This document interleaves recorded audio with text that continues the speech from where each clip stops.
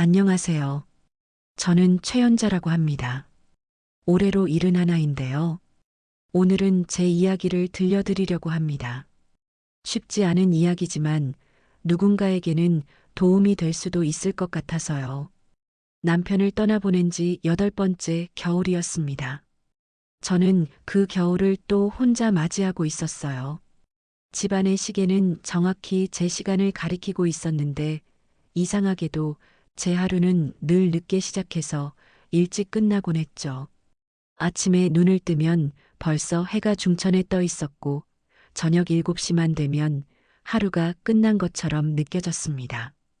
시간이 저를 기다려주지 않는 것 같았어요. 밥솥에 쌀을 반만 씻어서 한 줌의 밥을 짓는 게 제 일상이었어요. 예전에는 한 솥 가득 밥을 지어서 남편과 나눠 먹곤 했는데 말이죠. 지금은 그 작은 밥솥마저도 너무 크게 느껴질 때가 많았어요. 밥을 짓고 나면 남는 건 고요와 한숨뿐이었습니다. 언제나 고요함이 저를 감쌌죠. 텔레비전을 틀어도 라디오를 켜도 그 고요함은 사라지지 않았습니다. 마치 제 마음속에서 나오는 소리 같았거든요. 그러던 어느 날 저녁 딸 은정이에게서 전화가 왔습니다. 엄마 올해는 우리 동네로 이사 오면 어때요? 갑작스러운 제안이었어요. 저는 수화기를 꼭 쥐고 있었습니다. 윤호도 엄마가 보고 싶대요. 그 순간 전화기 너머로 손주 윤호의 웃음소리가 들렸어요. 9살 윤호가 전화기 쪽으로 달려오는 발소리가 들렸습니다. 제 마음이 흔들렸어요. 전화를 끊고 나서 저는 집안을 천천히 둘러보았습니다. 거실 구석에는 이웃들과 30년을 나눠 먹었던 김장 항아리가 있었어요. 매년 겨울이면 동네 아줌마들과 함께 배추를 절이고 양념을 버무렸던 기억이 가득한 항아리였습니다. 대문 앞 감나무의 묵은 가지들도 저를 붙들고 있었어요. 남편이 매년 가을이면 사다리를 놓고 올라가서 감을 따곤 했었죠. 이제는 그 가지들이 너무 높게 자라서 저 혼자는 손이 닿지 않았습니다. 남편이 마지막으로 고장내고 못 고쳤던 전등 스위치까지요. 스위치를 누르면 불이 깜빡거리다가 겨우 켜지곤 했어요. 남편은 다음 주에 고쳐야지 하고 말하곤 했는데 그 다음 주는 오지 않았습니다. 저는 그 스위치를 고칠 생각을 하지 못했어요. 남편의 마지막 흔적 같았거든요. 모든 것이 저를 이 집에 붙들어 매고 있었습니다. 하지만 새벽에 깨어날 때마다 느껴지는 집의 빈 숨소리가 더 무거웠어요. 혼자서 숨을 쉬고 있는 이 집의 소리 말입니다. 벽시계의 똑딱거리는 소리, 냉장고의 웅웅거리는 소리, 바람에 흔들리는 창문 소리. 그런 소리들이 저를 더욱 외롭게 만들었습니다. 저는 며칠 동안 고민했어요. 은정이의 제안을 받아들일까 말까? 이 집을 떠날까 남을까? 밤마다 잠들기 전에 남편 사진을 보면서 물어보곤 했습니다. 당신이라면 어떻게 할 거예요? 대답은 없었지만 제 마음속에서 무언가가 움트고 있었어요. 어느 날 아침 저는 거울을 보았습니다. 언제부턴가 제 얼굴이 이렇게 작아졌나 싶었어요. 뺨은 홀쭉했고 눈가에는 깊은 주름이 패여 있었습니다. 이대로 계속 혼자 살다가는 정말 말라비틀어질 것 같았어요. 그때 문득 깨달았습니다. 제가 여기서 지키고 있는 것들, 김장 항아리도, 감나무도, 전등 스위치도 모두 추억일 뿐이라는 거요. 정작 중요한 건 지금 살아 숨쉬고 있는 사람들이었습니다. 은정이와 윤호, 그리고 사위 민석이까지 저를 필요로 하는 사람들 말이죠. 결국 저는 결심했습니다. 제 남은 시간을 누군가의 필요 속으로 옮겨 보태보기로요. 혼자 있는 시간을 가족과 함께하는 시간으로 바꿔보기로 했습니다. 결정을 내리고 나니까 마음이 한결 가벼워졌어요. 동시에 두려움도 생겼습니다. 과연 제가 도움이 될 수 있을까 하는 걱정 말이에요.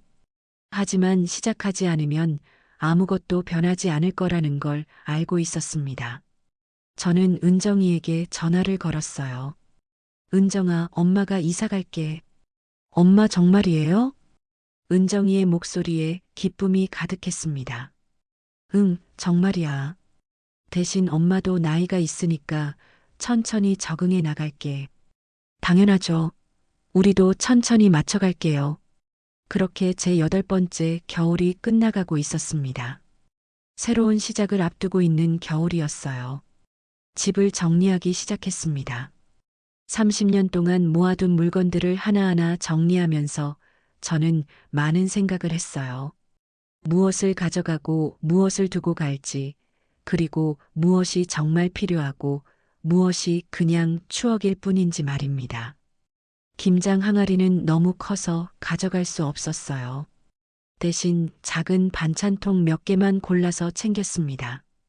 감나무는 당연히 가져갈 수 없었지만 마지막으로 감 몇 개를 따서 말려두었어요. 남편의 전등 스위치는 그대로 두기로 했습니다. 새 집에는 새 전등이 있을 테니까요.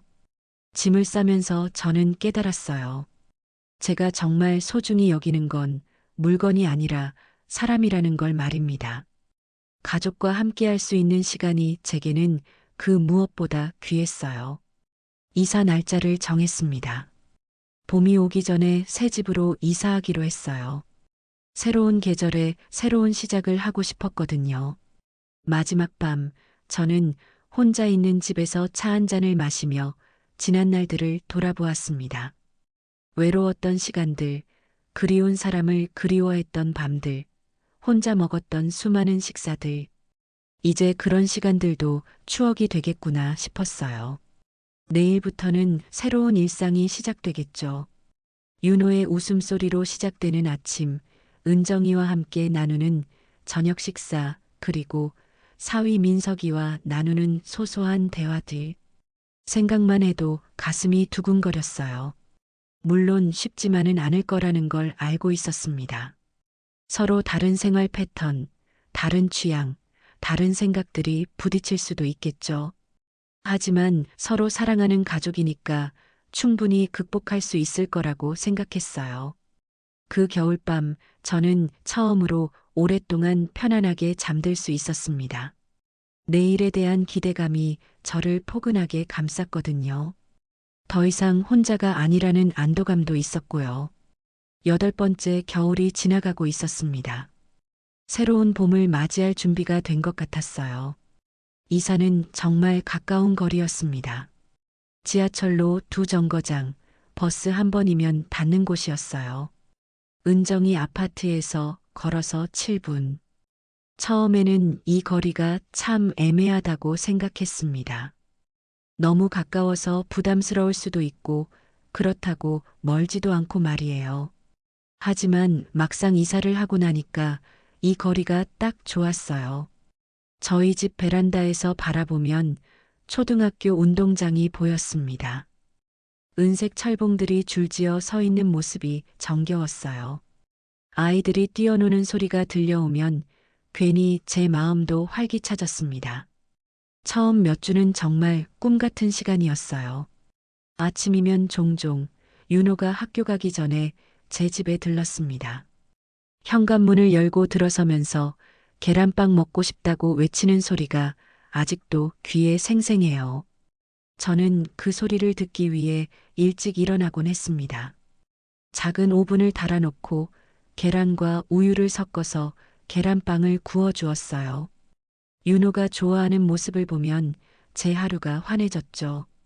윤호는 외할머니 계란빵이 세상에서 제일 맛있다며 뜨거운 계란빵을 호호 불면서 먹곤 했습니다.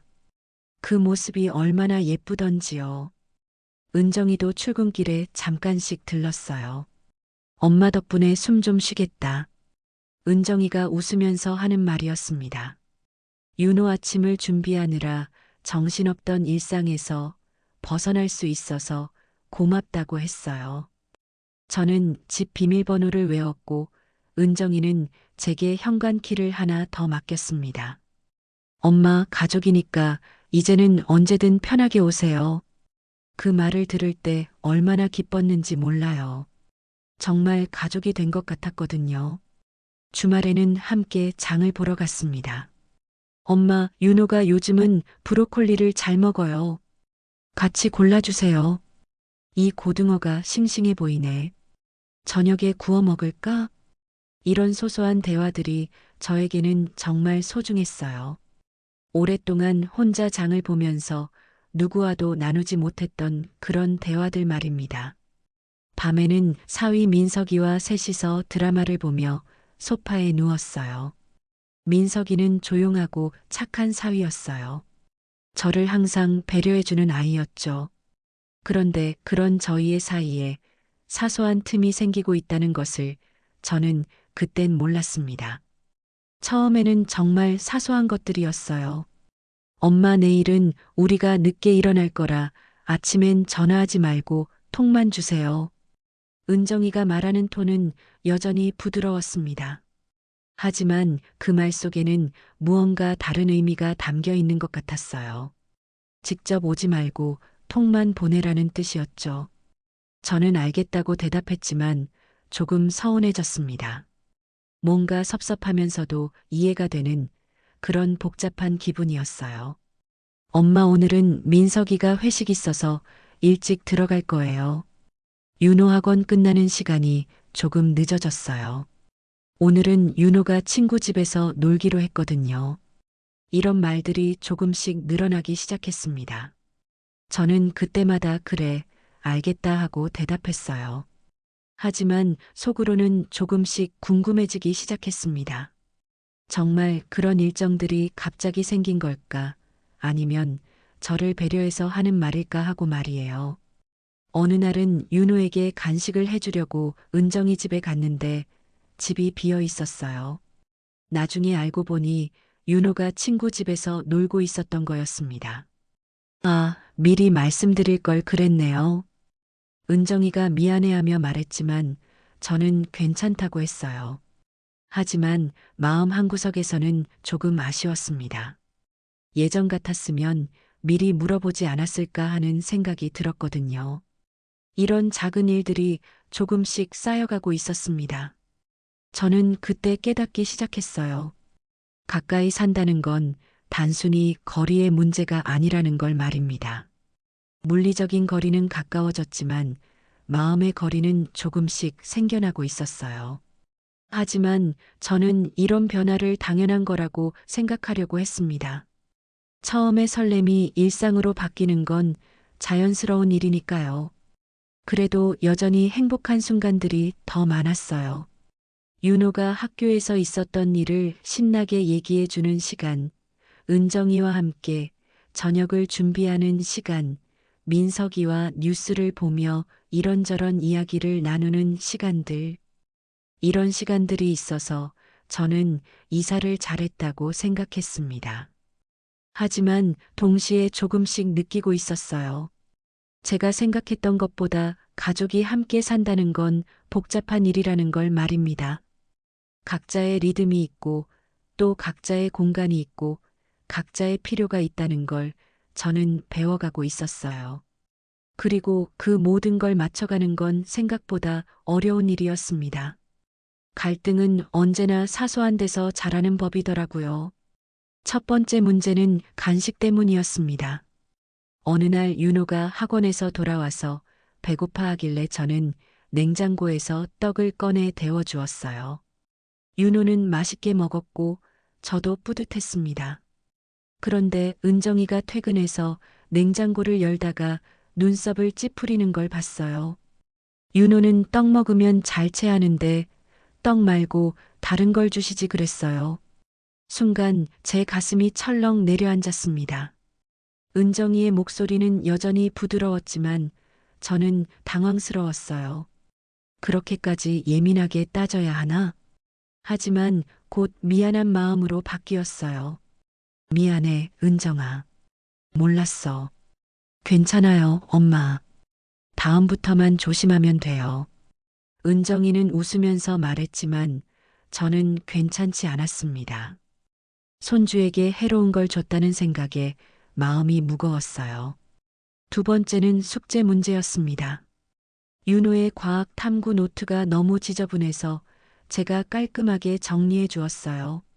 글씨도 예쁘게 다시 써주고 그림도 더 선명하게 그려주었습니다. 윤호는 외할머니가 해주니 예뻐졌다며 좋아했어요. 그런데 은정이가 집에 와서 노트를 보더니 부드럽게 말했습니다. 엄마, 선생님이 아이 손글씨가 중요하다고 하셨어요. 너무 예쁘면 오히려 확인하신대요. 또다시 제가 잘못했구나 싶었어요. 좋은 마음으로 한 일이 오히려 윤호에게 문제가 될 수 있다는 걸 그때 깨달았습니다. 세 번째는 사진 때문이었어요. 윤호가 소파에서 잠든 모습이 너무 예뻐서 사진을 찍었습니다. 그리고 가족 단톡방에 올렸어요. 우리 윤호 천사같이 자네요 라는 메시지와 함께 말이죠. 그런데 은정이에게서 바로 답장이 왔습니다. 아이 사진은 상의한 후에 공유했으면 좋겠다며 윤호가 싫어할 수도 있다고 하더라고요. 저는 순간 당황했어요. 손주 사진 하나 올리는 것도 허락을 받아야 한다는 게 이해가 되지 않았거든요. 내 손주인데 사진 하나 못 올리나? 그런 생각이 들었지만 은정이 말도 일리가 있었어요. 요즘 아이들은 개인정보에 민감하다고 하니까요. 도와준다는 마음과 끼어든다는 마음, 그 사이에 물 한 컵만한 거리에서 제 진심이 자주 넘쳤습니다. 좋은 마음으로 한 일들이 자꾸 문제가 되니까 조금씩 위축되기 시작했어요. 내가 너무 나서는 건 아닐까? 혹시 부담스러워하는 건 아닐까? 이런 생각들이 머릿속을 맴돌기 시작했습니다. 하지만 동시에 서운한 마음도 들었어요. 저는 정말 윤호와 은정이를 위해서 한 일들인데 왜 자꾸 지적을 받아야 하는지 이해가 되지 않았거든요. 예전 같으면 이런 일로 뭐라고 하지 않았을 텐데 그런 생각도 들었습니다. 시대가 변했다는 걸 저도 머리로는 알고 있었지만 마음으로는 받아들이기 어려웠어요. 그래도 저는 노력했습니다. 은정이가 말하는 것들을 하나하나 기억해 두려고 했어요. 윤호가 못 먹는 음식은 적어두고 숙제는 도와주되 직접 해주지는 않기로 했고 사진도 함부로 올리지 않기로 했습니다. 하지만 이런 규칙들이 하나둘 늘어날수록 저는 점점 조심스러워졌어요. 뭔가 잘못할까봐 겁이 나기 시작했거든요. 예전에는 그냥 마음 가는 대로 행동했는데 이제는 매번 이래도 될까 저래도 될까 하고 고민하게 되었습니다. 그러면서 자연스럽게 은정이네 집에 가는 횟수도 줄어들었어요. 윤호가 보고 싶어도 혹시 바쁠까봐 미리 연락하고 간식을 해주고 싶어도 뭘 해도 될지 물어보고 모든 게 조심스러워졌습니다. 그날은 윤호의 학교 봄소풍 전날이었습니다. 저는 시장에 나가서 오랜만에 피크닉 매트를 샀어요. 요즘 유행한다는 색감이라고 직원이 말해줬는데 무늬가 정말 화사했습니다. 윤호가 좋아할 거야. 그런 생각에 기분이 좋았어요. 또 운동장에서 응원전이 있다고 해서 반아이들 나눠 먹으라고 귤 한 상자도 미리 주문했습니다. 귤을 한 상자나 주문하면서도 기뻤어요. 윤호 반아이들이 제가 가져다 준 귤을 맛있게 먹는 모습을 상상하니 뿌듯했거든요. 소풍 당일 아침 저는 일찍 일어나서 피크닉 매트와 귤을 들고 은정이네로 갔습니다. 은정아 윤호 소풍 매트랑 간식 준비했어. 그런데 은정이의 표정이 조금 이상했어요. 입술을 살짝 달싹이더니 망설이는 듯한 모습을 보였습니다. 엄마 고마운데요 하며 말끝을 흐리는 은정이를 보니까 뭔가 문제가 있구나 싶었어요. 왜 뭐가 문제야? 학교에서 간식 반입 제한이 있어요. 알레르기 있는 아이들 때문에 요즘 엄격해졌거든요. 그 순간 제 마음이 철렁 내려앉았습니다. 아, 그랬구나. 저는 고개를 끄덕였지만 속으로는 당황스러웠어요. 또 제가 모르는 규정에 걸린 거였습니다. 그럼 귤은 어떻게 하지? 미안해요, 엄마. 제가 미리 말씀드렸어야 했는데. 은정이도 미안해하는 게 보였어요. 하지만 이미 주문한 귤 한 상자를 어떻게 할 수는 없었습니다. 저는 괜찮다, 집에서 우리가 먹으면 되지 하고 말했지만 마음은 편하지 않았어요. 집으로 돌아오는 길에 귤 상자가 팔꿈치 뼈에 부딪힐 때마다 작은 통증이 생겼습니다. 물리적인 아픔보다는 마음의 아픔이 더 컸어요. 또 쓸데없는 일을 했구나. 그런 생각이 들면서 자꾸만 위축되었습니다. 피크닉 매트는 결국 제 거실 구석으로 밀려났어요. 한 번도 사용하지 못한 채로 말이죠. 그날 저녁 저는 혹시나 싶어서 은정이에게 물어봤습니다. 은정아, 혹시 현관 비밀번호 바뀐 거니? 며칠 전부터 비밀번호가 안 맞더라고요. 은정이가 잠시 멈칫했습니다. 그게 가끔 청소업체도 들어오고 그래서 일단 임시로 바꿔놨어요. 그럼 새 비밀번호 알려줄래? 네, 나중에 알려드릴게요. 하지만 그 나중에는 며칠이 지나도 오지 않았습니다. 저는 은정이네 집 문 앞에 서서 초인종을 눌러야 했어요. 예전에는 그냥 들어갈 수 있었는데 이제는 허락을 받고 들어가야 하는 손님이 된 기분이었습니다. 문 앞에 서 있을 때보다 제 마음 안쪽에서 더 큰 찬바람이 불었어요. 필요한 때가 아니면 들어오지 말라는 뜻이구나. 은정이가 직접 그런 말을 한 건 아니었지만 그렇게 들렸습니다. 분명히 말하지 않았지만 들리는 말이었어요. 그날 밤 저는 잠을 제대로 이루지 못했습니다. 내가 너무 오지랖이 넓었나? 내가 너무 부담스럽게 했나? 이런 생각들이 머릿속을 계속 맴돌았어요. 좋은 마음으로 한 일들이 자꾸 문제가 되니까 점점 자신감을 잃어갔습니다. 뭘 해도 잘못될 것 같고 어떻게 행동해야 할지 모르겠더라고요. 피크닉 매트를 보면서 생각했어요. 좋은 의도만으로는 충분하지 않구나. 상대방이 원하는 게 뭔지, 어떤 상황인지 먼저 파악해야 한다는 걸 깨달았습니다. 하지만 그걸 매번 확인하고 물어보는 것도 쉽지 않았어요. 결정적인 순간은 학교 체육대회 날이었습니다. 저는 일찍 가서 윤호반 응원 피켓을 만들었어요. 은색 포스터 위에 반 이름을 크게 붙이고 반 친구들 이름도 하나하나 손글씨로 정성스럽게 적었습니다. 아이들이 좋아할 거야. 그런 생각에 정말 열심히 만들었어요. 색칠도 예쁘게 하고 글씨도 또박또박 써서 아이들이 잘 볼 수 있게 했습니다. 운동장에 도착해서 피켓을 들고 있으니까 윤호 반 아이들이 와르르 몰려왔어요. 우와, 이거 누가 만든 거예요? 윤호야, 너네 외할머니야? 우와, 진짜 예쁘다. 아이들이 좋아하는 모습을 보니까 정말 뿌듯했습니다. 제가 만든 피켓을 보고 아이들이 그렇게 좋아하는 걸 보니까 가슴이 따뜻해졌어요. 점심 무렵 은정이가 다급하게 달려왔습니다. 숨을 헐떡이면서 제게로 와서는 조금 당황한 표정으로 말했어요. 엄마, 반 아이들 이름 공개하면 안 되는데 요즘 개인정보 보호가 엄격해졌거든요. 순간 저는 멍해졌습니다. 개인정보?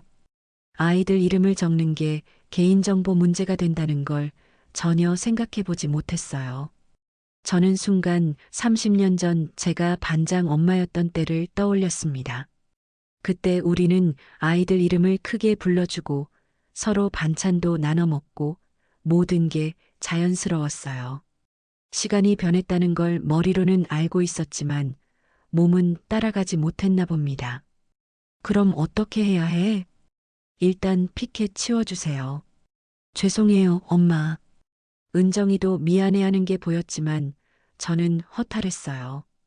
그렇게 정성스럽게 만든 피켓을 치워야 한다니. 아이들에게 미안해, 피켓 치워야겠다고 말하는데 목소리가 떨렸습니다. 아이들도 아쉬워하는 표정이었어요. 집에 돌아오는 길에 은정이에게서 메시지가 왔습니다. 엄마, 이제부터 학교 행사 참여는 미리 저희와 상의하고 최소한으로만 해주세요. 최소한으로. 그 단어가 제 가슴에서 지우개처럼 스르륵 무엇인가를 지웠습니다. 제가 그동안 느꼈던 뿌듯함, 보람, 기쁨 같은 것들이 한꺼번에 사라지는 것 같았어요. 최소한이라는 건 곧 하지 말라는 뜻 아닌가요? 며칠 동안 저는 아파트 창문을 열지 않았습니다. 바깥 공기를 마시고 싶지 않았어요. 모든 게 답답하고 막막했습니다. 그 사이에 윤호가 감기에 걸렸다는 소식이 들려왔어요. 예전 같으면 바로 달려가서 죽을 끓여주고 이마도 만져보고 병원에도 함께 갔을 텐데 이번에는 가지 않았습니다. 제가 가면 또 뭔가 잘못할까봐 겁이 나더라고요. 그런 생각이 들어서 용기가 나지 않았어요. 대신 집에서 죽을 끓여서 문 앞에만 두고 돌아섰습니다. 초인종도 누르지 않았어요. 그냥 문 앞에 죽그릇을 놓고 메시지만 보냈습니다. 윤호중 문 앞에 놨어. 감기 빨리 나았으면 좋겠다. 현관문이 열리는 소리가 들렸어요. 비닐봉지가 바스락거리는 소리도 들렸습니다. 하지만 그 후로는 아무 메시지도 오지 않았어요. 고맙습니다도 잘 먹겠습니다도 윤호가 좋아했어요도 없었습니다. 그 무음이 하루 종일 제 마음을 채웠어요. 내가 정말 얘네한테 필요한 존재일까? 그런 생각이 들기 시작했습니다. 혹시 제가 없어도 은정이네 가족은 아무 문제 없이 잘 살아갈 수 있는데 내가 괜히 끼어든 건 아닐까 하면서요. 밤에 잠자리에 누우면 자꾸 옛날 생각이 났어요. 윤호가 어렸을 때 제가 안아주면 좋아했던 모습, 은정이가 어려서 제 치마에 매달렸던 모습, 그때는 제가 정말 필요한 사람이었는데 이제는 조심해야 할 사람이 된 것 같았습니다. 언제부터 이렇게 된 걸까? 그 질문에 대한 답을 찾을 수가 없었어요. 분명히 모든 게 좋은 마음에서 시작된 일들이었는데 어떻게 이렇게 어긋나게 된 건지 모르겠더라고요. 여름방학이 시작되자 은정이는 윤호를 방과 후 수영반에 보냈습니다. 저는 갑자기 텅 빈 시간을 마주하게 되었어요. 윤호가 학교에 있을 때는 그래도 언제든 찾아올 수 있다는 생각이 있었는데 수영반에 가면 하루 종일 볼 수 없으니까요. 저는 제 몫의 시간을 다시 배우기 시작했습니다. 오래된 라디오를 켜고 바늘 끝에 맞는 주파수를 찾았어요. 지직거리는 소리 사이로 들려오는 음악이 옛날 생각을 불러일으켰습니다. 남편과 함께 들었던 라디오 프로그램, 함께 웃었던 개그 프로그램, 함께 따라 불렀던 옛날 가요들. 그러다가 거실 구석에서 남편 장례식 날 뒤집어둔 가족 사진을 발견했어요. 유리 가장자리가 살짝 깨져 있었습니다. 언제 깨진 건지도 모르겠더라고요. 아마 이사하면서 깨진 것 같았어요. 사진 속에는 남편과 저, 그리고 어린 은정이가 웃고 있었습니다. 언제 찍은 건지 기억이 나지 않았지만 사진 속 우리 모습은 모두가 정말 행복해 보였어요. 그 사진을 보면서 문득 생각했어요. 그때는 이런 복잡한 규칙들이 없었는데 가족이면 그냥 서로 챙기고 서로 도와주고 그게 당연한 일이었는데 지금은 모든 게 복잡해졌더라고요. 그날 밤 은정이에게서 메시지가 왔습니다. 엄마, 오늘 회사 일이 터져서 늦어요. 윤호 수영반 픽업 좀 해줄 수 있어요? 저는 그 메시지를 보고 기다렸다는 듯이 응이라고 보낼 뻔했습니다. 정말 오랫동안 기다려왔던 부탁이었거든요. 하지만 손가락이 멈칫했어요. 문득 지난 며칠간의 일들이 떠올랐습니다. 간식 문제, 숙제 문제, 사진 문제, 피켓 문제, 그리고 최소한으로만 해달라는 은정이의 말. 저는 메시지를 지우고 다시 써내려갔습니다. 시간 알려줘. 그리고 앞으로 픽업이나 간식, 숙제, 사진, 집 출입 같은 것들. 우리끼리 규칙을 정하면 좋겠어. 한참을 고민하다가 보낸 메시지였어요. 한참 만에 은정이에게서 답이 왔습니다. 엄마, 지금 규칙 얘기를 왜 해요? 그냥 부탁 좀 했는데. 그 메시지를 보니까 섭섭했어요. 저는 진심으로 우리 관계를 정리하고 싶었는데 은정이는 그냥 급한 부탁만 들어달라는 것 같았거든요. 저는 톡을 닫고 그동안 눌러왔던 마음의 굳은 살을 만져봤습니다. 도우려면 기준이 필요하다. 그런 말이 부탁 앞에서 왜 이렇게 차갑게 들릴까요? 하지만 저는 더 이상 무작정 달려가고 싶지 않았어요. 그날 밤 저는 윤호 픽업을 가지 않았습니다. 대신 은정이가 급하게 일찍 퇴근해서 데리러 갔겠죠. 미안한 마음이 들었지만 동시에 후련한 마음도 들었어요. 잠들기 직전 저에게도 새로운 규칙 하나가 생겼습니다. 부르면 무조건 달려가지 않는다. 내 마음을 먼저 확인한다. 며칠 후 은정이가 제 집으로 찾아왔습니다. 문이 열리자마자 은정이는 깊게 고개를 숙였어요. 엄마, 정말 미안해요. 은정이의 목소리에 진심이 담겨 있었습니다. 내가 엄마 마음을 전혀 생각하지 못했어요. 저는 의자를 끌어서 은정이에게 앉으라고 했어요. 우리는 식탁에 마주 앉았고 저는 종이와 펜을 꺼냈습니다. 이번에는 제대로 이야기해 보고 싶었거든요.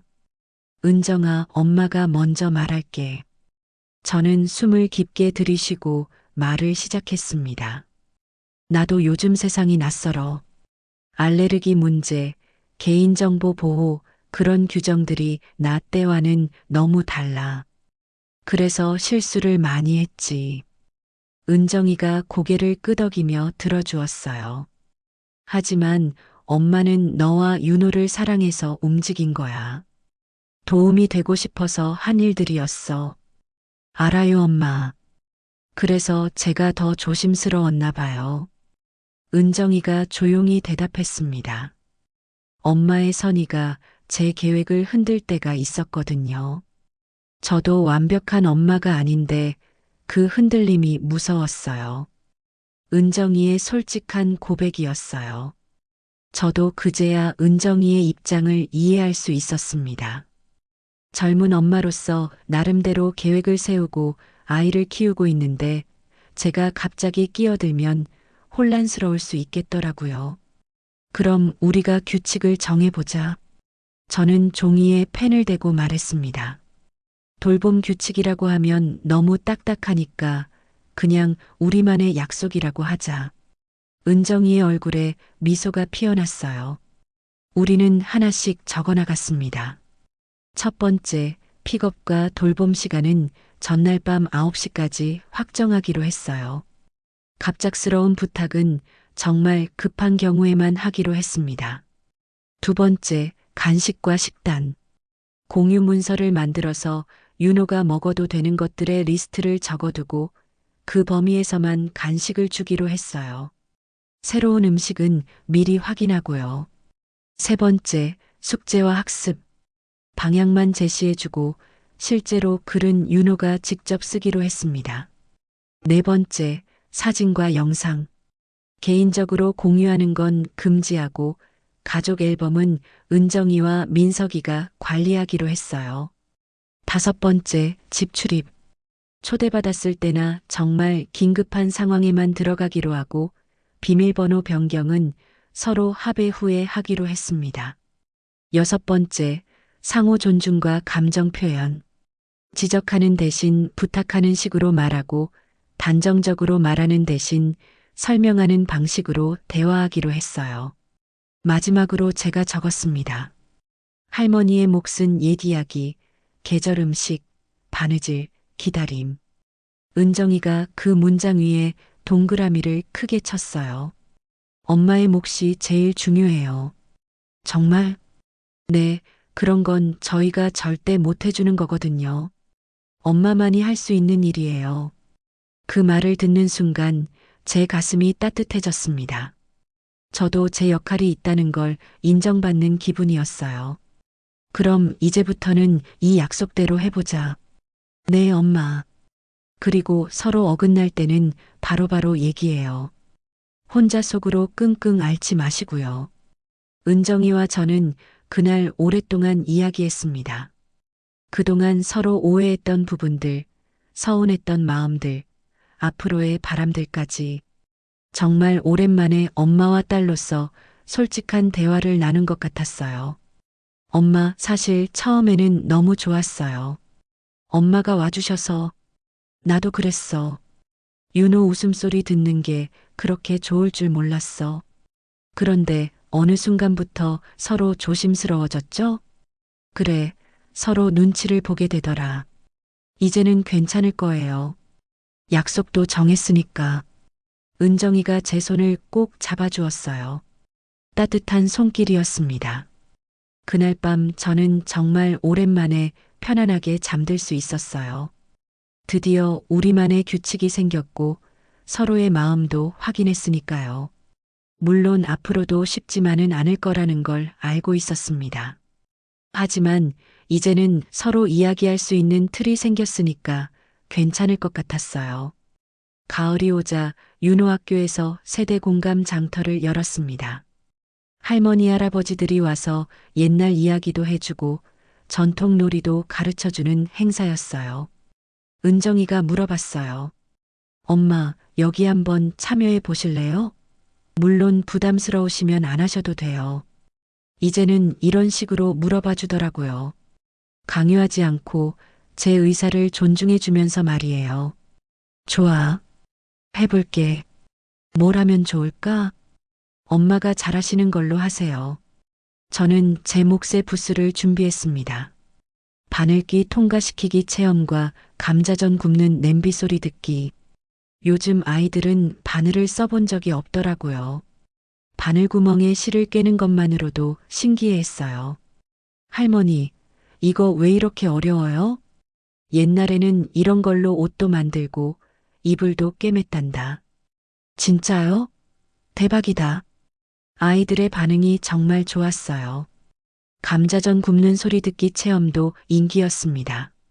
기름에서 지글지글 소리가 나면 아이들이 우아하고 감탄했어요. 할머니, 이 소리가 맛있는 소리예요? 그래, 이 소리가 나면 감자전이 잘 익고 있다는 뜻이야. 아이들은 그런 작은 지식들을 정말 신기해했습니다. 윤호도 제 부스에 와서 자랑스럽게 말했어요. 우리 외할머니예요. 바느질 진짜 잘해요. 그 말을 듣는 순간 가슴이 뭉클했어요. 윤호가 저를 자랑스러워한다는 게 그렇게 기쁠 줄 몰랐거든요. 돌봄 약속 이후 우리는 훨씬 자주 웃게 되었습니다. 픽업 시간은 더 정확해졌어요. 미리 약속한 시간에 맞춰서 제가 가면 윤호가 환하게 웃으며 달려왔습니다. 외할머니, 오늘 수영 완전 재밌었어요. 간식도 체계적으로 관리하게 되었어요. 공유 문서에 적힌 리스트를 보고 간식을 준비하니까 안전하고 은정이도 안심하더라고요. 저는 그 리스트에 작은 메모를 붙이곤 했어요. 감귤은 겨울에 더 달아져. 지금은 사과가 더 좋을 것 같아. 그러면 은정이가 그 메모 옆에 하트를 그려놓았어요. 그런 작은 소통이 참 좋았습니다. 사진은 이제 은정이가 주말마다 가족 앨범에 올려주었어요. 저는 그 사진들을 보면서 조용히 좋아요를 누르고 마음에 드는 건 프린트해서 액자에 끼워두었습니다. 직접 올리지는 못해도 이렇게 보는 것만으로도 충분히 행복했어요. 어느 날 윤호가 물어봤어요. 외할머니는 왜 저한테 뭐가 먹고 싶은지 꼭 물어봐요? 그냥 주면 안 돼요? 저는 웃으면서 대답했습니다. 한때 그냥 줬다가 혼난 적이 있어. 그래서 묻는 게 우리 집 규칙이 됐단다. 윤호가 고개를 끄덕이며 말했어요. 저도 규칙 잘 지킬래요. 저는 이제 아침에 일어나면 라디오를 틀고 계란빵을 굽습니다. 다만 예전과 달리 메시지를 먼저 보내요. 오늘 계란빵 구울까? 그러면 윤호나 은정이에게서 답이 와요. 네. 오늘은 윤호가 일찍 일어났어요.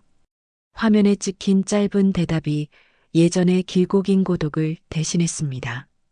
이제 저는 이해했어요. 가까이 산다는 건 손이 쉽게 닿는다는 뜻이지만 마음도 쉽게 닿는다는 뜻은 아니라는 걸 말입니다. 손보다 먼저 닿아야 할 것은 말이고 말보다 먼저 건너야 할 것은 서로의 경계라는 걸 깨달았어요. 저는 늦게 배웠지만 늦게 배운 것들은 오래 간다고 생각합니다. 다시 가을바람이 베란다 창문을 흔들어요. 저는 작은 바늘에 실을 꿰며 생각합니다. 도움은 누군가의 계획 위에 얹히는 것이고 사랑은 그 계획을 함께 읽는 일이라는 걸 말이에요. 오늘도 저는 저의 자리에서 제 몫의 속도로 가까운 거리에서 서로의 리듬을 배워갑니다. 그리고 그 배움이 우리 가족을 조금씩 더 단단하게 만들어 간다고 믿어요. 때로는 멀리 떨어져 있어도 마음이 가까울 수 있고 때로는 가까이 있어도 마음의 거리가 있을 수 있습니다. 하지만 서로를 이해하려고 노력하고 소통하려고 애쓴다면 진짜 가까워질 수 있다는 걸 배웠어요. 이제 저는 손주와 딸에게 그냥 사랑을 주는 게 아니라 그들이 원하는 방식으로 사랑을 표현하려고 노력합니다. 그것이 진정한 가족 사랑이 아닐까 생각해요. 8번째 겨울에 시작된 제 새로운 도전은 이렇게 첫 번째 가을을 맞이했습니다. 앞으로도 많은 계절이 지나가겠지만 이제는 두렵지 않아요. 우리에게는 서로를 이해하는 방법이 생겼으니까요. 오늘도 윤호의 웃음소리가 들려오고 은정이의 따뜻한 메시지가 도착하고 민석이의 인사가 문 너머로 전해집니다. 이제 정말로 가족이 된 것 같아요. 혈연으로 이어진 가족이 아니라 마음으로 이어진 가족 말입니다. 제 이야기를 끝까지 들어주셔서 고맙습니다. 이 경험을 통해 제가 깨달은 것들을 여러분과 나누고 싶어요. 첫째, 사랑한다고 해서 모든 게 저절로 잘 되는 건 아니라는 거예요. 가족이라고 해서 서로의 마음을 당연히 알 거라고 생각하면 안 됩니다. 사랑도 방법이 있고 표현하는 법이 있어요. 둘째, 세대가 다르면 생각하는 방식도 다르다는 걸 인정해야 해요. 제가 옳다고 생각하는 것이 상대방에게는 부담이 될 수 있거든요. 서로 다름을 인정하는 것부터 시작해야 합니다. 셋째, 소통이 정말 중요해요. 서로 속마음을 말하지 않고 짐작만 하면 오해가 쌓여갑니다. 조금 어색하더라도 솔직하게 대화하는 게 필요해요. 넷째, 경계를 존중하는 것도 사랑이라는 걸 배웠습니다. 상대방의 공간과 방식을 인정해 주는 게 진정한 배려죠. 마지막으로 완벽하지 않아도 괜찮다는 거예요. 실수하고 어긋나고 다시 맞춰가는 과정 자체가 가족이 되어가는 과정이니까요. 혹시 저와 비슷한 상황에 계신 분들이 있다면 이런 말씀을 드리고 싶어요. 서로에게 실망하더라도 포기하지 마세요. 대신 대화를 하세요. 서로의 마음을 나누고 함께 새로운 방법을 찾아보세요. 시간이 걸리더라도 가족이니까 분명히 좋은 해답을 찾을 수 있을 거예요. 가족은 원래부터 완벽한 관계가 아니라 만들어가는 관계라고 생각해요. 혈연으로 이어져 있어도 노력 없이는 진정한 가족이 될 수 없죠. 하지만 서로를 향한 마음이 있고 이해하려는 노력이 있다면 언제든 다시 시작할 수 있습니다. 그게 가족의 힘이 아닐까요? 저희 가족도 아직 완벽하지 않아요. 가끔 약속을 어기기도 하고 서로 서운할 때도 있습니다. 하지만 이제는 그럴 때마다 이야기해요. 엄마, 이건 좀 그랬어. 은정아, 이런 식으로 하면 어떨까 하면서 말이죠. 그런 작은 소통들이 모여서 우리만의 가족 문화를 만들어가고 있어요. 지금 이 순간에도 윤호는 학교에서 돌아와 숙제를 하고 있을 거고, 은정이는 저녁 준비를 하고 있을 거고, 민석이는 퇴근길에 있을 거예요. 그리고 저는 내일 만들어줄 간식을 생각하며 이 이야기를 마무리하고 있습니다. 평범한 일상이지만 이제는 그 평범함 속에 서로에 대한 배려와 존중이 스며들어 있어요. 그게 저희가 만들어낸 새로운 가족의 모습입니다. 마지막으로 이것만은 꼭 말씀드리고 싶어요. 나이가 들수록 새로운 걸 배우기 어렵다고 하지만 저는 그렇지 않다고 생각해요. 오히려 나이가 들어서 배우는 것들이 더 소중하고 오래갑니다. 왜냐하면 정말 필요해서 배우는 거니까요. 저는 70이 넘어서 새로운 가족의 방식을 배웠어요. 처음에는 어색하고 어려웠지만 지금은 이 방식이 훨씬 편하고 자연스러워요.